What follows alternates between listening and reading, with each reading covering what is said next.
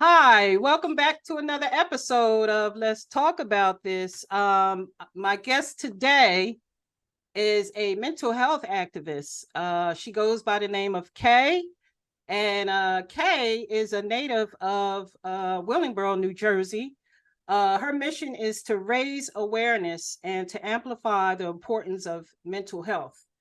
She encourages, empower, and support people that are faced with challenges without an outlet. So, Kay, how you doing? Welcome to the podcast. Thank you. Thank you for having me. And I'm great. How are you? I'm good. I'm good. I was just running around here trying to get things in order at the last minute, and I looked up, and looked up, and I'm like, okay, it's almost time for this podcast. Let me get myself in front of this camera. I know all about it. Yeah. Kay, mental health, this is a good topic to talk about because we can never have enough conversations about mental health. So many people are faced with it, including myself. Um, and people just don't know how to identify whether they have mental health and how to go about getting the help. From your research and from your experience and from both of our perspectives, because we're not, I don't have a degree in psychology, but I usually talk to people based on the experience that I went through and the experience that the things that I see within the people around me, including family and things like that. um how do people go about, from your perspective and your experience, how do people go about identifying that they have a mental illness? Okay. So for starters, I also to your point, I want to also point out that I am not a psychologist. This is all experience based. Experience for me, I believe, is the best teacher because you can read a million books, but if you hadn't walked in those shoes, you really can't empathize and or give a clear vision on how to move forward or move beyond your challenges, right? So for me, I believe that people, in terms of them identifying that they may be dealing with some mental health issues, for one, they have to be educated on what mental health encompasses, right? Because for so long within the Black community, it was considered taboo. And, it was, stated that Black people don't go to therapy, they go to church, which is true. But God says faith without works is dead. So that means you have to actively contribute, be actively, contributing to your wellness. That's true. So, for people to be able to identify that they may be dealing with some mental health issues, they have to, for one, like if they haven't dealt with their past traumas. A lot of people have PTSD from their upbringing, their childhoods. A lot of people have been sexually molested. They grew up in abusive households. They had parents who were substance abuse users. There's a whole plethora of situations that people haven't tend to because, again, back in the day, it was what goes on in my house stays in my house. Mm-hmm. So people tend to bury it and then they go through life. And then they encounter more life because life will never stop lifing, right? So you encounter more things. And when you suppress those feelings, emotions, ideologies, and thought processes, sometimes it'll leak out in a different way or different area of your life. Right. So the way to identify that you may be dealing with some issues is, are you depressed? Do you feel anxious? Are you withdrawing from family functions and friends? Are you constantly just wanting to be alone with your thoughts? Do you want to be in a house, in a house with all the shades drawn and, just in a dark place? So Mm-hmm. people have to ask themselves, are they okay? And Right. if they're not okay, they have to be okay with understanding that they are not okay. Right. So it's really a lot of self-reflection that people need to identify. They need to turn that mirror around and look at themselves and see if they're living in their most authentic state or if they're living through the traumas that was ascribed to them. And that's the thing. You made a good point because we don't, we don't identify with the depressions and things that we have on the inside. You're right about that, and it can explode, in different Yeah. areas of your life, in your behavior and things. And that, Yeah. from my own experience, because I didn't realize that I was depressed until the year of I think it was the year 2000 is when I was diagnosed with depression. And I had no idea what depression was. Like you said, Right. I had to educate myself. And Mhm. I know that my doctor kept saying, you need to go see a psychiatrist. And the first thing I was saying to myself, why is this lady trying to send me to go see a psychiatrist? I am not crazy. And that's the thing. Yep. People think that we're crazy. People think that mental seeking help and going to see a psychiatrist means that you're crazy.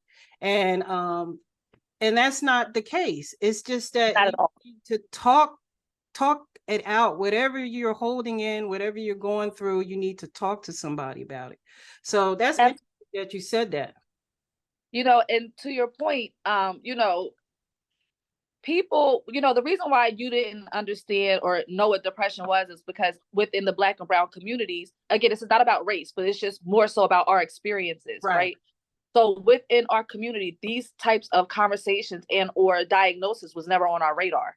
That's true. So it was like normal to us. This is just, we're taught to be resilient and just keep piling on. And, so that that rings true with a lot of people, because if it isn't on your radar, how can you try to correct something that you don't believe to be there? Right. Another thing, like you said, this is one of the main reasons why Black and brown people don't get help, is because they don't want people to say they're crazy. Mm-hmm. You know what I mean? Like if somebody, like, think about it, if it was like three people in a group and one of the friends is like, man, I'm really going through it, like think about killing myself, they're gonna be like, yo, this boy crazy. You hear this fool? Like, Right. Mm-hmm. people don't want to hear that and or be viewed as that, so they suppress, not realizing that that suppression could be deadly Mm-hmm. and lead to other things. So these conversations need to be had, and because I had my own experience with it, Mm-hmm. I don't mind being the voice of that and telling people that it is okay not to be okay. Mm-hmm. Mm-hmm. That's true. Yeah, because I had to find out, first of all, I had to say when I was told, when I was diagnosed, I had to first of all, like I was saying before, I had to educate myself on what depression was, because I was like, when they diagnosed me, I was like, okay, what is depression? Because they was like, the first thing that happened, I had what happened was, I'm gonna tell you exactly what happened. Okay. I was in a nail shop getting my nails done with a girlfriend of mine. And I was feeling like really weird. I didn't know what the feeling was, but it was just a feeling that I never felt before. So I told my girlfriend, I said, you know what, we gotta go. I couldn't even finish getting my nails done. That's how bad I was feeling. So Okay. anyway, we got in the car, and I had my hands started cramping up on the steering wheel. And I think I was maybe a block away from my house, and I ended up having a panic attack. I had no idea what I felt like. I don't know what a heart attack feels like, because but to me, that's what it felt like. It felt like I thought I was having a heart attack. But Mm-hmm. anyway, when I went to the hospital, they asked me, they said, is there anything going on in your life? Is there I said, yeah, there's a whole lot of shit going on in my life right now. You know what I'm saying? I said, I just went through a divorce. I have two children. My daughter is getting ready to have a baby. I have 3 mouths I got to feed. You know what I mean? It was a lot going on in my life at the time. And I Right. didn't realize that was causing, that caused my depression. Not to blame anything on anybody, but Mm-hmm. it was like a burden that I was taking on, that I didn't realize that, like you said, not seeking the help. I didn't realize that it affected me. And then from that point forward, that's when I was told, okay, you need to sit down, you need to talk to somebody, you need to go see a psychiatrist and this and that. But eventually, after, being stubborn, you know how Black folks is, we stubborn. Yeah. I ain't going to no doctor. I Yes. ain't Yes. doing none of that. But then eventually I was like, you know what? Maybe this lady, let me go see this doctor and see what this lady is telling me to do. So eventually, when I went, I started talking to the psychiatrist, and then with the medication and the counseling, everything started to come together. And then I started feeling better. I started thinking better. I started making better choices. Um, I wasn't, confused, because it could affect, mental illness can affect with you mentally. You can't Yeah. think, you can't concentrate, you can't do any of those things. And this is from my experience. So I know that there are a lot of people out there that are facing the same things that we are discussing right now, and people don't Yes, want to talk about it. They might not want to talk about it, or they don't know that's what they have. But this right. this is something that it's a serious illness because it can do so much. It can affect other people around you. And Absolutely. yeah. Absolutely. A lot of people succumb to the mental health crisis. Like I just did a report on a young lady from Texas, 21 years old, beautiful girl, had Mhm, two she died by suicide. You mhm, know, approximately 1 million people die by suicide in the US alone. That's not involving the other countries. 1 million people, which is equivalent to 139 people per day and one person every 10.9 minutes.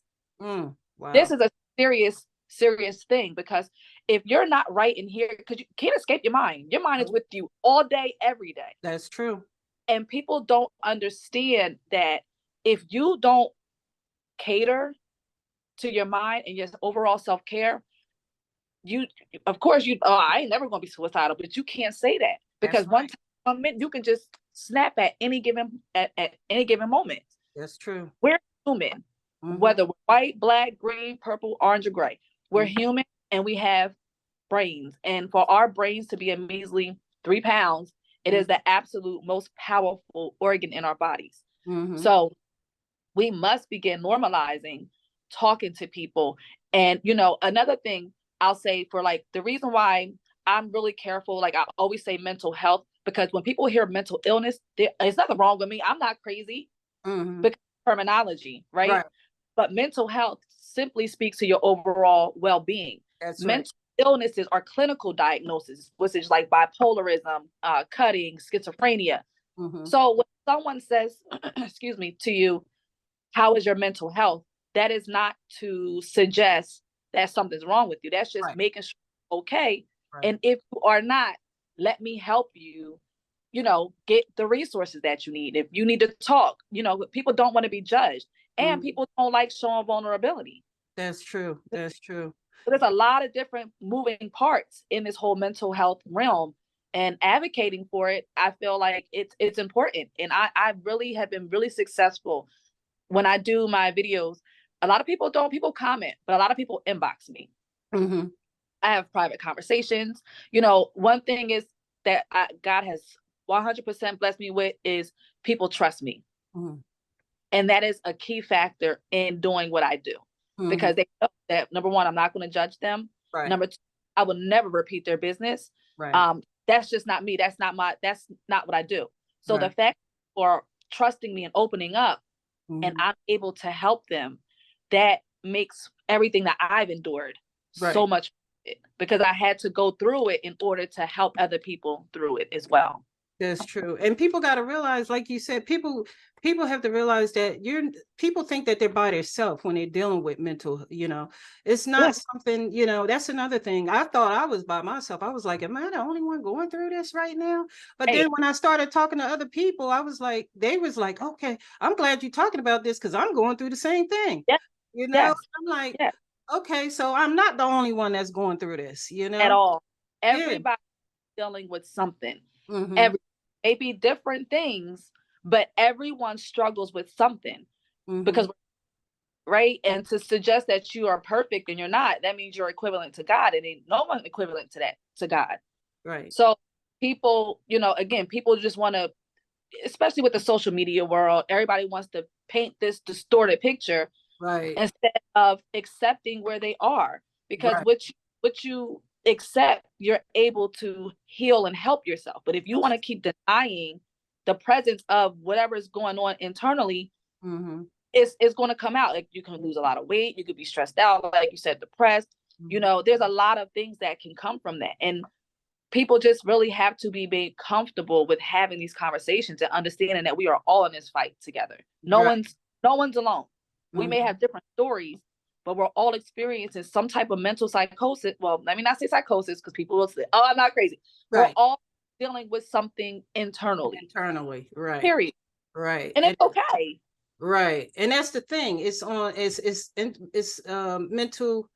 mental health or mental illness is something on the inside, something we can't see. And I think that's another reason why, and this is just my opinion, I think that's another reason why people don't really want to kind of like, I guess the word I'm looking for is they want to identify with it, because it's something that's hidden. But like you said, our mind is a part of our body, and our mind has to be healthy just as well as our everything else in our body. Like me, I'm very, very overprotective of my peace. Like I will easily cut a person off real quick. I don't like no negativity around me. I don't want no negative people around me. I don't want no negative people in my house. You know, I know because that. like you said, we're not perfect. We're not perfect. Everybody got issues. And social media, especially social media, has this thing where everybody want to judge everybody and want to point things out. And Yes. but they don't want to identify with their own mental health. You know, if Right. you constantly posting something negative, you got some issues going on. Yeah. You Yeah. know what I'm saying?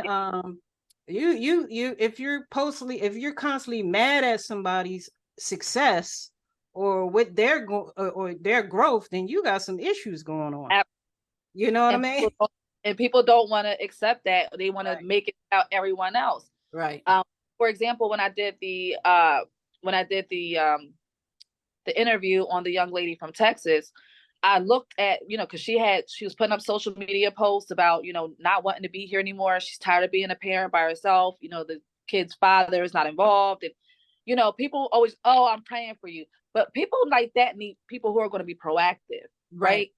But then I'm reading the comments on the article. I was really mortified when I read the comments. People are rude, they're mean, and they're cruel. Mm-hmm. Even in this young girl's death, in her vulnerability, people are, oh, now she's in hell burning. You're selfish. Why would you do that to your kid? You cannot begin to explain and understand you can't begin to understand what you've never gone through. That's right. As someone who was on the brink of suicide, Mm-hmm. I have a perception on it, because I too used to feel like that when people like, especially as a mother, how could you do that to your children? Now, I wasn't judgmental about it, but I couldn't fundamentally understand it. But when you occupy those shoes, you understand how that happens. People snap, and they're not in their right mind. Clearly, they're not capable of thinking of anything other than all of that negativity that permeates their brains. Right. Can't escape your mind. So you have to take care of it. So, just the way people take care of their bodies with exercising and diet. And you wouldn't tell a person who has diabetes not to get treatment. Exactly. You know what I mean? So people have to treat their mental health the same way and not be judgmental about people who want to make their life easier and, less burdened. And, it's not up for us to judge. Yeah. But people, we have to, especially within our community, we have to begin supporting, encouraging, and uplifting. That's right. And not being like, oh, she did, he did. Right. That's not helping. That's exacerbating a bad situation. It's just making a bad situation worse. Like it is. Yeah, it's making it bad because we don't know what people are dealing with. That's why I try to stay away from judging other people because, what a person is dealing with, we don't know what goes on behind these cameras or behind these computers or behind social media, what people are dealing with in their own personal life. And then for them to be a part of a community called social media and to have to deal with the judgment on top of what you're already dealing with at home can be, like you said, it could be devastating to somebody. It could cause somebody to commit suicide. I know two people who committed suicide. My ex husband's sister committed suicide, and I took her in not knowing that she was at that stage, to where she wanted to take her own life. But I never judged her. I took her in, I sat down with her, I talked to her. And when I found out she committed suicide, it was devastating. And she was so young. She was in her early 20s. And I didn't know that it was that bad.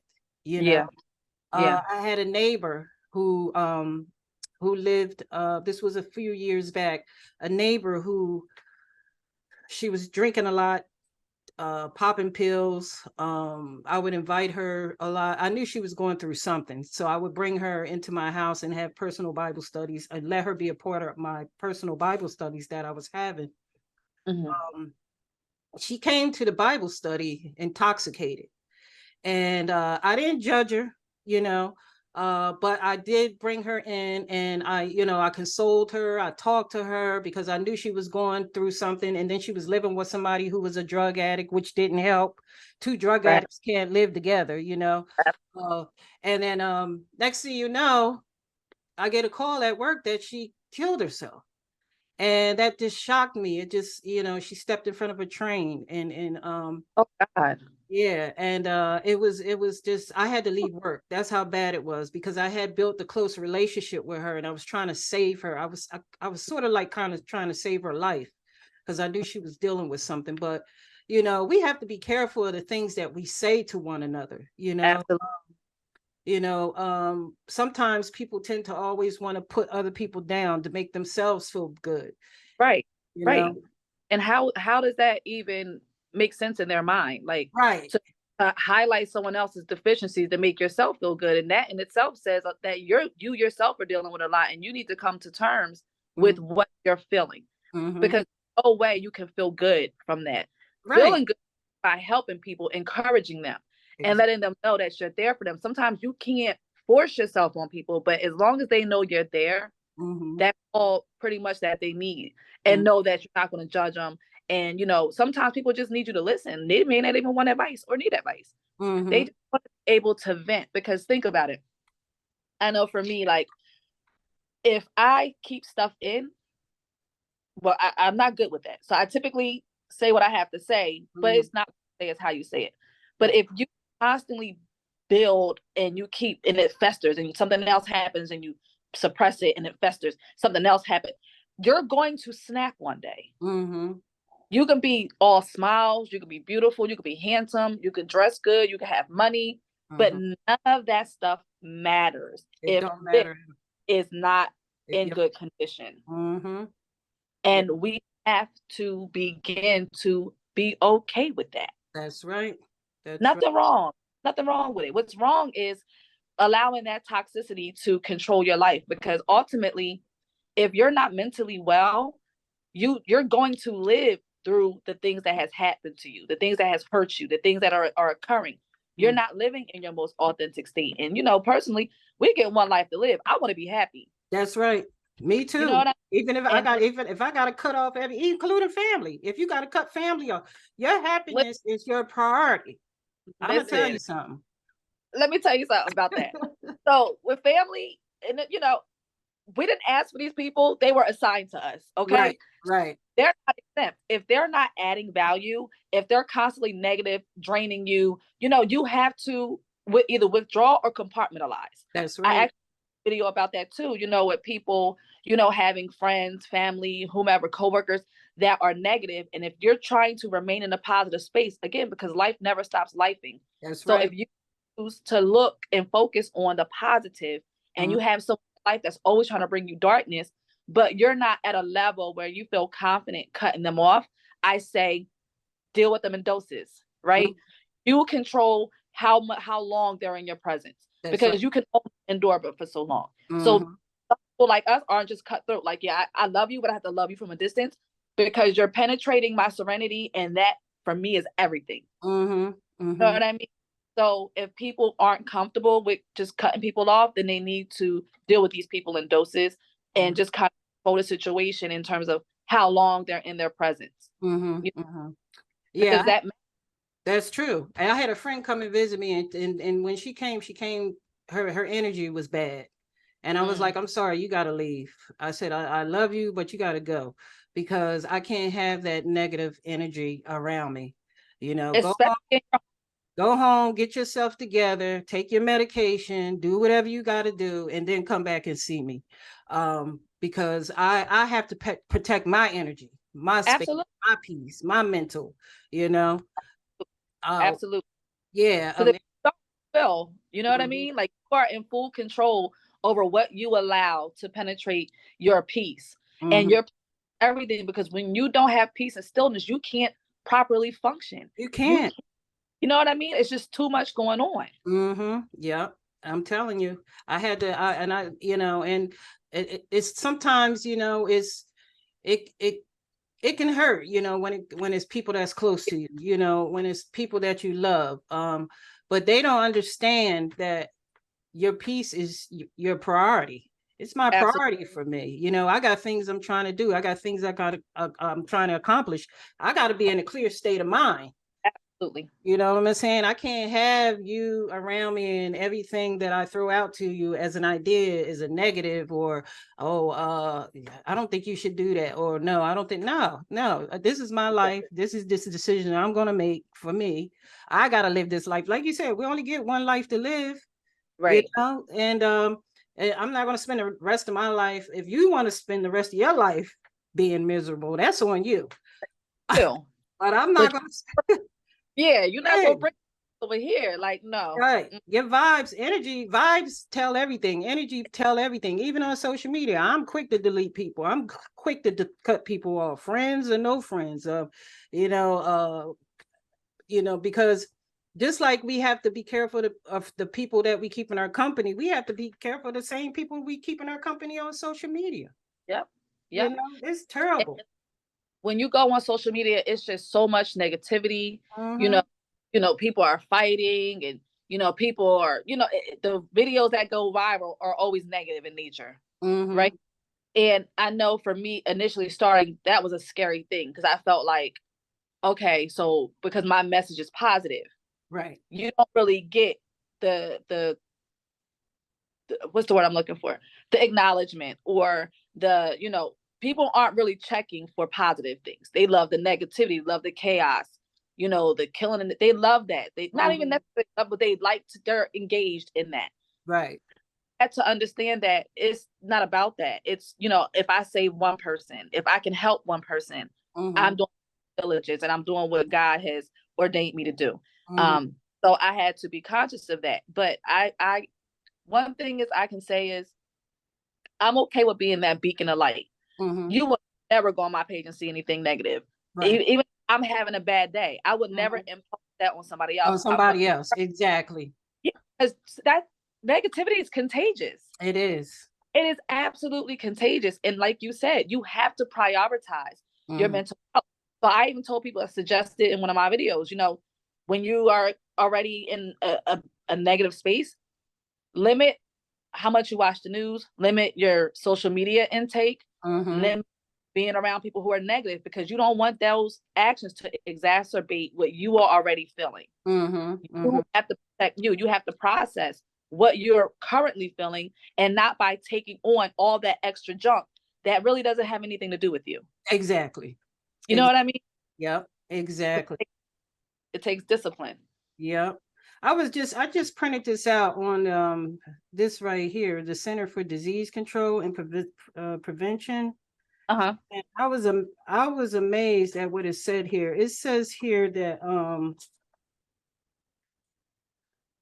the list of it says what causes mental illness, and it says here there is no single cause for mental illness, and then it says a number of factors can contribute to a risk for mental illness, such as adverse childhood experiences, such as like you was just talking about, the history of sexual abuse and trauma, violence, things that we dealt with as a kid, coming up in the kid, and people, we hold on to those things. Like I didn't grow up experiencing sexual abuse, but it was brought into my family through someone else's family.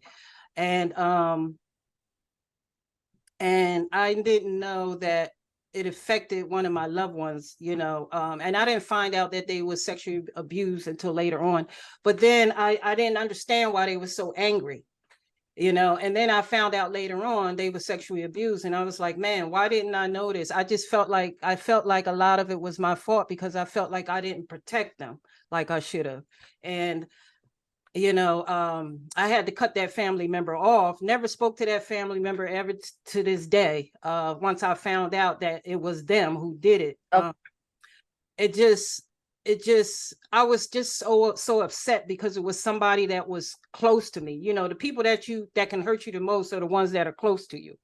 And it's crazy because I didn't think this until like years ago, you know. Right. But it the trauma that a lot of these young kids and people deal with at an early age, and how it affects them long term when they become adults, and then it spills over to someone else, is it's sad. It's, yeah, dysfunction is contagious. You Yeah. know, your point, anytime a child is sexually molested, 9 times out of 10, it is always a family member, a trusted neighbor, or a family friend. It's Mhm. always someone close to them. Now, not to say it doesn't happen, it's sporadically, Right. but and the thing with statistics are, because I'm not really big, I'll look at the statistics, I'll read it, I'll look at it, but there's a lot of underreported child sexual abuse. That's true. So those numbers are nothing Right. compared to what they really are, because people don't talk about it. And growing up, you weren't able to talk about it. That's So true. when people, and that's one of the worst things. That's like one of the greatest sins I think a person can commit.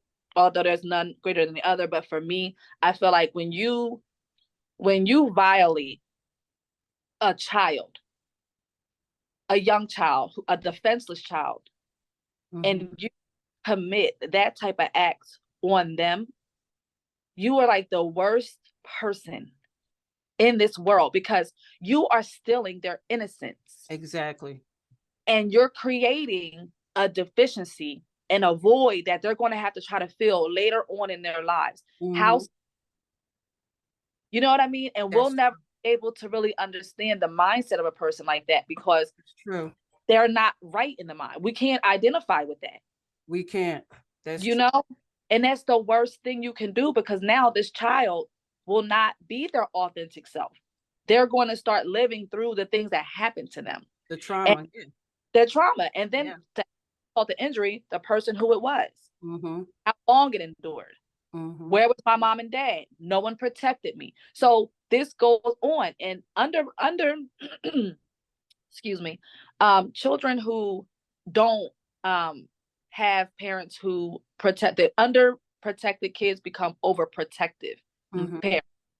You know what I mean? And Mhm. sometimes that's not good too. So it's just the dysfunction. So it all, to sum it up, we all have to man ourselves. That's We true. have to make sure that we're in our best selves, because then that can trickle down to our children, our grandchildren, our friends. You have to cut the head of the snake off somewhere. That's true. Yeah. But when you don't, it just keeps going, Yeah. and it affects generations to come. That's why I was so overprotective of my children when they was little.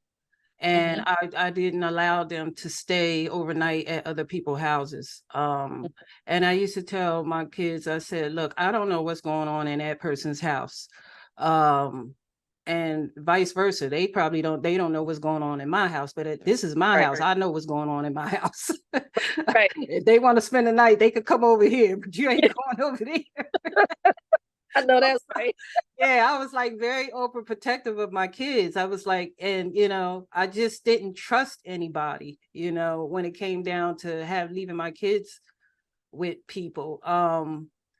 The only person I did trust was like I was just saying earlier, a family member. And that the family member was a person who betrayed me by, uh sexually abusing one of my children. And once, like I said, once I found out that happened, I was like, I never saw him again a day in my life after I found out, because he knew what the after effect was going to be. Mhm. So But never with heard from him. that, He disappeared, and never spoke to him to this day. But like I was going back to what I was saying is, as parents, we got to be more um, conscious when it comes to leaving our children different places with different people, absolutely. including family members. Like you Yeah, said, you just don't know. there's Um, nothing. It's yeah, just you have to protect your children, because they cannot protect themselves. they Period. can't. They can't. They can't, because you never know where all the anger that you don't know where the anger stems from. You're like, Right. why is she so angry? Why is she reacting like this? Why is she now I know why, you know? Yep. Um, Yep. but it's sad. It's just that so many people are dealing with mental illness, and they don't know, they just don't know how to, I guess, go about getting the help, I guess is what I'm trying to say, or identify with the feelings that they're having, which Right. is important, so Right. but But they have to start somewhere. The they have to start. first step is identifying what you feel and accepting that you feel that way. And get help. Absolutely. Yeah. Because what you resist persists. So if you keep resisting what you feel, it's going to persist and it's going to permeate your entire being until it's going to keep knocking until you open the door. That's And true. actually want to be better and want to move beyond whatever is weighing you down. Because let's face it, all of that stuff gets heavy. Especially when you're still treading through life, post COVID, a lot of people's mental states was exacerbated by COVID, because now they're home all day. It's uncertainty. Anyone in a part of this generation has never experienced anything like that before. Although it started in like the 1920s, this was new to us. Right. So you're shut down. You can't go to work. You don't know what's going to happen. The uncertainty, people were dying. There's this, there was a lot of moving parts with COVID in itself. Yeah, and it affected a lot of us economically too. People got affected financially. People lost their jobs. People lost their houses. People lost their boats, their cars. Yes. We was losing everything. We're like, oh my God. I mean, how I'm going to survive? How I'm going to make it? And then the crime went up. It just got crazy. People got out here robbing and killing and scamming. It's so much scamming on social media. People trying to get $1 here and there. People trying to steal money out people's bank accounts. It's just one triple effect after another. Yeah, exactly. So think about dealing with that stuff, but you also have PTSD because you were molested as a child, or you grew up in an abusive household and you don't know how to conduct yourself. Right. Like, people have to be okay, because a lot of these things that people were exposed to was not their fault. Right. And once they accept that was not their fault and that they were a recipient of experiencing, I think they can move beyond it, because a lot of times people internalize and they make theirs when it was not theirs to begin with. It was someone else who was not mentally right. Or maybe it happened to them. So it's normal. If you want to keep going, digging back, to people's core, a lot of times people who molest were molested. You know what I mean? This is not to, just demonize them, because they too are victims of sexual abuse or what. Excuse me. Whew. It just go from one generation to the next. It does. Yeah. It does.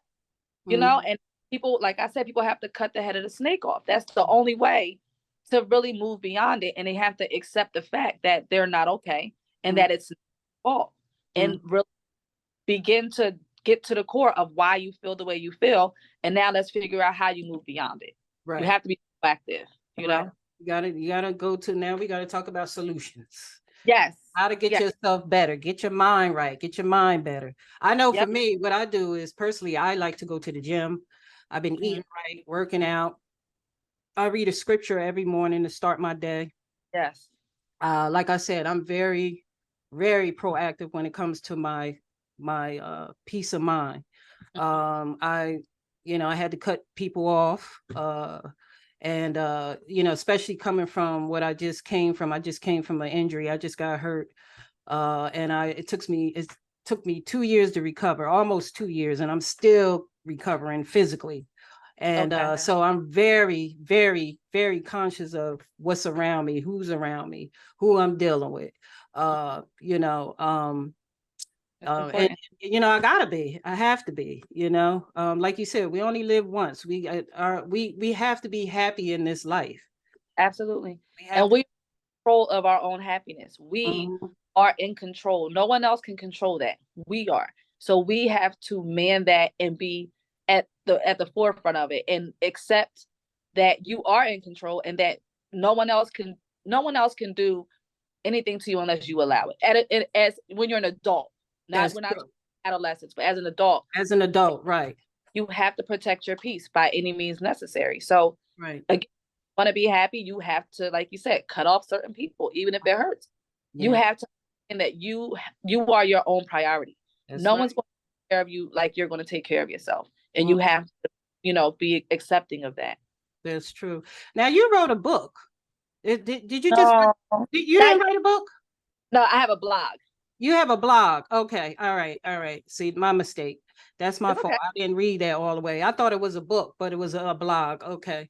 Now, could you tell people, do you have any information as to how people could go about, now that we talked about we talked about mental health, where are some of the places that they could go for help? For me, I still take therapy right now. I still have therapy. I enjoy my mental therapy. I really enjoy talking things out. It's getting me through, Yeah, you learn a lot about yourself. right. But what I will say, I do have a resources page, but I think for anyone who is new to therapy and is seeking to get therapy, I believe that before they just settle on a therapist, they have to do their due diligence. They have to do their homework, right? Right. So they have to, number one, fundamentally understand what they're experiencing, what they need help with, Mm-hmm. right? Because if you call the 800 number back on your insurance card, they're going to give you a host of therapists within their network, and that could be overwhelming to someone who has anxiety, right? So the way you cut that down is, number one, understanding what your issue is. So Okay. then that will shred down some of the therapists. Then understand what your need is. So that means, do you need a woman? Do you need a man?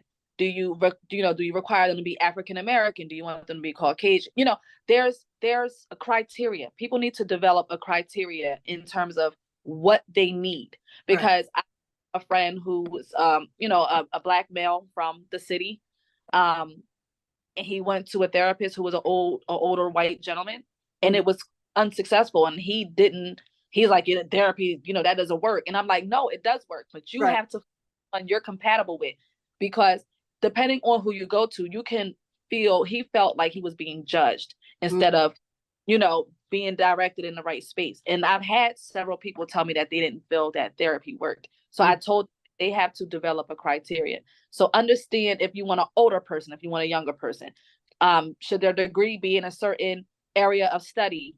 Also, I encourage people to also look at the distance from your house to their clinical site, because if you get someone way out the way, that can prohibit you from consistently going, because you're like, I don't feel like driving way out there. But if it's within a decent distance, you'll be more consistent, whereas you won't make up excuses. So therapy is 100% effective. People just have to develop a criteria. And once you develop that criteria, that list is going to shrink substantially.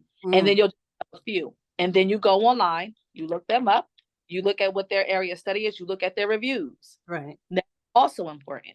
Right. Look at see, how long they've been in that area of study. Talk to them. And, when you go to be assessed the first time, you go assess them. You see if you can, if you feel like you'll be safe, is that a safe space for you? Do you feel that connection? Because if you feel a connection, I wouldn't suggest staying with that there. I would say going to number 2. Because it's important that you feel safe. You feel like this person will be able to understand you, because you need them to be able to provide you with specific techniques that'll be conducive to your healing. Not someone sit there and listen to you and just take notes. And then, all right, 5 minutes is up, or you go. No, it's not enough to just talk. People need solutions. They need solutions, right? Yeah.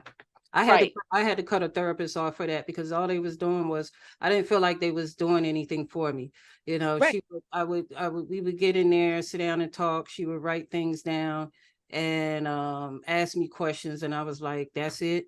I'm like, I said, I need more help than this. So I was like, I'm gonna have to find somebody else. So but it's good that you did that, though, because somebody else who's already on edge about seeing a therapist, they would have used that and be like, see, I know it don't work. I knew it didn't work, so I'm not wasting my time. at least you understood that Right. that wasn't a match for you, Right. which why people need to understand and develop a criteria. So Right. that does, you know, make them, you know, it doesn't discourage them from seeking another counselor or therapist. Yeah, yeah, yeah. Because the second time around, once I came through the door, I told them exactly what I wanted, whereas the first time I didn't. I Right. was like, okay, I don't want to waste your time. And I don't want you to waste my time. This is what I need. If you can't provide that, then I'm going to go ahead and leave before we even get started.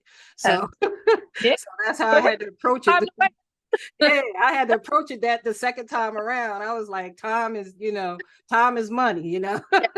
yes, seriously, seriously. But Kay, thank you so much for coming on and giving out so much good relevant information. There's so many people out there who are dealing with mental illness. Seek the help.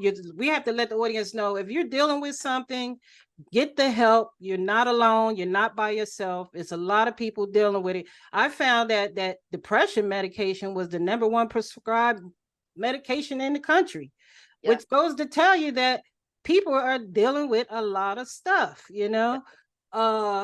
But get the help you need. And could we get your information as to where you could be reached if someone want to reach out to you on your Instagram?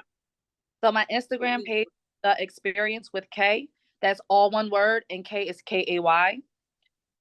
Also, my blog is theexperience.blog/. And when they go there, there's a resources page that lists a whole host of resource page. It includes text numbers. It includes, help for teenagers. It includes chat lines, anonymous lines. There's a whole host of resources. And if there is something that is not listed there, I encourage them to send me a message, and I promise I will get them the information that they need. Okay, thank you so much, Kay. Appreciate it, girl. Okay, no problem. I need to bring you back again so we could talk some more about this. Because like I Good. said, this Let's is do a it. conversation we need to be talking about constantly. Let's do it. Constantly. You know what I'm saying? I mean, this is not a joke. I mean, we really Right. need to talk about this more. But I want to thank you again for coming on. And Thank you. leave some comments if you have any questions or comments you want to, say about this interview.